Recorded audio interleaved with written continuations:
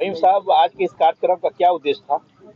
इस कार्यक्रम का उद्देश्य है कि हम एक सम्मान तौर के लिए सम्मानित किए हैं पत्रकारों को, और इस कार्यक्रम से एक उजागर आता है कि बहुत ऐसा इस विधानसभा चिरैया विधानसभा में बहुत ऐसा विकास है ही नहीं, कहीं भी विकास का काम नहीं हुआ है।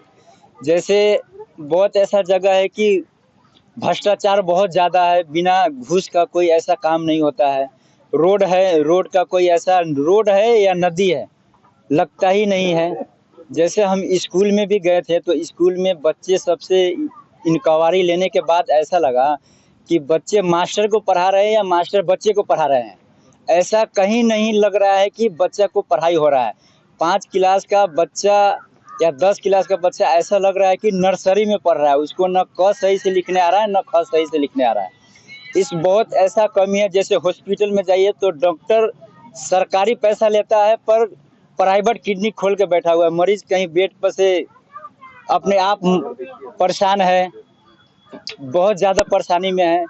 हॉस्पिटल में डॉक्टर कोई जिम्मेवारी नहीं है कि ये आदमी मर रहा है या जनता मर रहा है, इसके बारे में कोई सोच नहीं है कि ये मर रहा है या बच रहा है। चिरैया विधानसभा के जिस भ्रष्टाचार की बात आप कर रहे हैं, अगर चिरैया की जनता आपको मौका देती है तो इस भ्रष्टाचार को आप कैसे खत्म करेंगे? अगर चिरैया का जनता हमको इस बार चुनते हैं तो सबसे पहले भ्रष्टाचार को खत्म किया जाएगा, और जो युवाओं लोग के रोजगार है वो सबसे पहले रोजगार, जैसे राशन 5 किलो देता है युवाओं के लिए, वो रोजगार बहुत ऐसा कम है जो हम लाइन में लगते हैं। वो 5 किलो से एक आदमी 1 महीना तक वो खा सकता है, नहीं खा सकता है।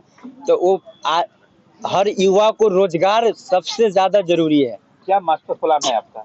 मास्टर प्लान है कि अगर हम इस मुद्दे पर और जीत के आते हैं चिरैया विधानसभा से, तो सबसे पहले हॉस्पिटल और स्कूल जरूरी है, और जो भ्रष्टाचार है बिना घूस का कोई काम नहीं होता है, वो सबसे पहले भ्रष्टाचार को खत्म करना है। कैसे खत्म कीजिएगा आप? क्या प्लान है?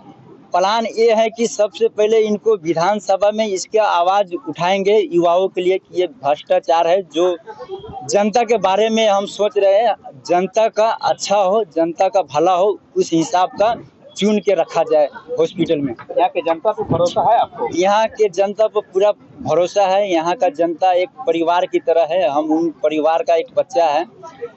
अपने बच्चे को अपना परिवार कभी अकेला नहीं छोड़ता है। इस बार हमें बहुत भरोसा है, हर जगह में हमको भरोसा है कि इस बार हमें भूलेगा नहीं हमारा परिवार। आज माधोपुर में आपका कार्यक्रम हुआ, यहाँ के लोगों का कैसा सहयोग मिला आपको? इन लोगों का माधोपुर में भी लोगों का बहुत अच्छा सहयोग मिला है, बहुत ऐसा प्यार मिला है, बहुत सम्मान और प्यार मिला है कि हाँ इस बार हम आपको मौका देंगे। जनता से क्या अपील रहेगा आपका जाते जाते?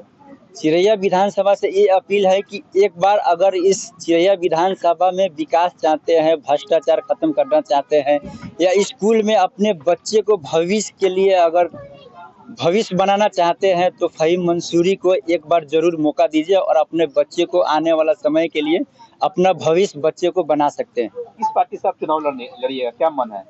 पार्टी का तो बहुत ऐसा सपोर्ट आ रहा है कि हमारे पार्टी में ज्वाइंट हो, लेकिन अब ये जनता के ऊपर छोड़ते हैं कि ये जनता तय करेगी कि निर्दलीय लड़ना है या किसी पार्टी से ज्वाइंट होकर लड़ना है।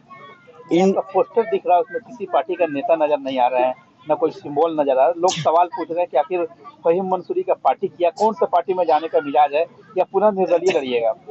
नहीं, अब जनता अगर हमको निर्दलीय मौका देगा तो वो सबसे ज़्यादा बेहतर है कि निर्दलीय एक हमें चुने, और अपने जो जीतने के बाद जो जनता तय करेगी कि हाँ इस पार्टी में ज्वाइंट होइए, ये पार्टी हमारे लिए सही है, या आप मेरे लिए, जैसे हम निर्दलीय आपको चुने हैं आप सही है, उस हिसाब से हम पार्टी ज्वाइन करेंगे।